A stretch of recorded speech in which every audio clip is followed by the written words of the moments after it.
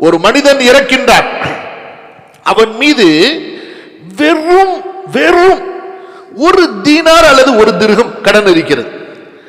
ஒரு தீனார் என்றால் இன்றைய மதிப்புக்கு அதிகப்படியாக ஒரு 260 ரூபாய் அல்லது 300 ரூபாய் வையுங்கள். ஒரு திர்ஹம் என்றால் அதிகப்படியாக 25 ரூபாய்.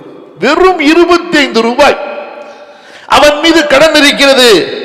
சொன்னார்கள் ரசூலுல்லாஹ் ஸல்லல்லாஹு அலைஹி வஸல்லம், இவனுடைய நன்மைகள் பிடுங்கப்பட்டு இவன் வாங்கிய கடன் மறுமையிலே அடைக்கப்படும்.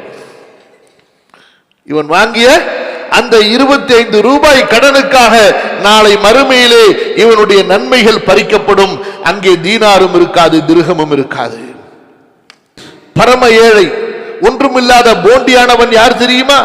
சஹாபாக்கள் சொன்னார்கள், அல்லாஹ்வுடைய தூதரே, போண்டியானவன் பரம ஏழை என்றால் நாங்கள் யாரை சொல்வோம்? யாரிடத்திலே எந்த செல்வம் பொருள் கொடுக்கல் வாங்கல் எதுவுமே தீனார் திர்ஹம் இல்லையோ அவரைத்தானே சொல்வோம். சொன்னார்கள் ரசூலுல்லாஹ் ஸல்லல்லாஹு அலைஹி வஸல்லம், இல்லை, என்னுடைய உம்மத்திலே பரம ஏழை யார் தெரியுமா? நாளை மறுமையில் வரும் பொழுது அவரிடத்திலே தொழுகை இருக்கும், அவரிடத்திலே நோன்பு இருக்கும், அவரிடத்திலே ஜகாத் இருக்கும். ஆனால் ஒருவரை திட்டி இருப்பான், ஒருவர் மீது அவதூறு சொல்லி இருப்பான், ஒருவருடைய செல்வத்தை பறித்திருப்பான், ஒருவருடைய இரத்தத்தை ஓட்டி இருப்பான், ஒருவனை அடித்திருப்பான். இவனுடைய நன்மைகள் அவர்களுக்கு கொடுக்கப்படும். இவனிடத்திலே கொடுப்பதற்கு நன்மைகள் இல்லை என்றால் அவர்களுடைய பாவங்களை எடுத்து இவனுடைய தலையிலே சுமத்தப்படும். பிறகு இவன் நரகத்திலே வீசி எறியப்படுவான். அல்லாஹ்வின் அடியார்களே, பிரச்சனை இந்த உலகத்தோடு முடிந்துவிடும் என்று நினைக்காதீர்கள். நாளை மறுமையிலே அல்லாஹ்வின் நீதமான தீர்ப்பு மன்றம் இருக்கிறது.